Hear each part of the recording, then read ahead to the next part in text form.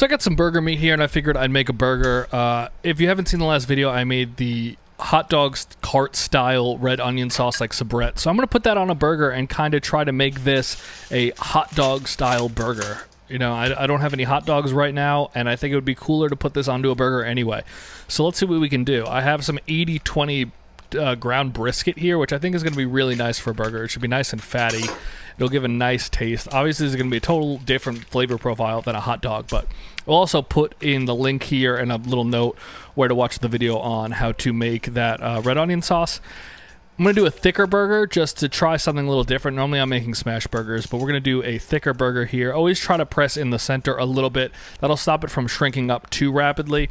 It's always going to shrink a bit, but you want to try and keep it as full size as normal. I'm going to also go ahead and salt this.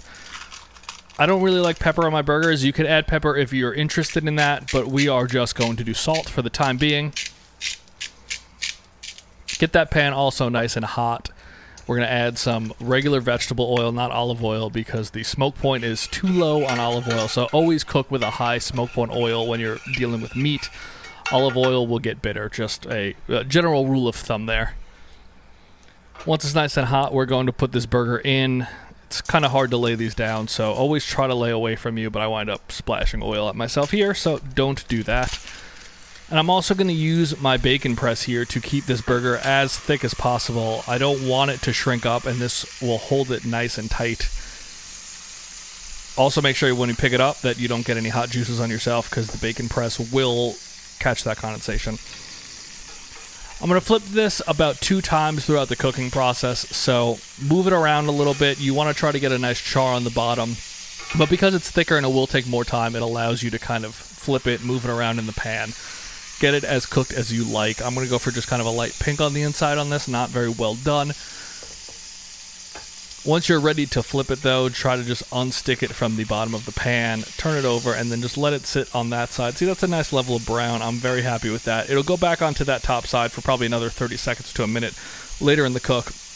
I'm not going to show that though. Just cook the burger the way you want. Once you get it as close as you want, start checking the temperature. I'm going for somewhere in the 140s before it rests. That'll bring it up kind of into the 150s after. This is right about there, maybe another minute or two. But as that's happening, I'm just going to lay on some white American. It can keep cooking in there, but that will allow the cheese a little bit of time to melt. That's what you're going for here. You want your cheese to be nice and melty. I'm going to do 2 slices just so it's a little cheesier because this is a thick piece of meat. You want to just keep those proportions well. The bottom piece is obviously going to melt better than the top piece, so it'll give it a nice textural contrast also. Once you're done with that, I'm just going to pull this burger out and I'm going to let it rest for maybe a minute or two, and I'm going to use that time to use the fat from the pan to warm the buns, get a little bit of a char on the bottom of those. This is totally optional. You could do this in a toaster oven as well, but it's nice to use kind of the fat that you have rendered here to kind of flavor those buns.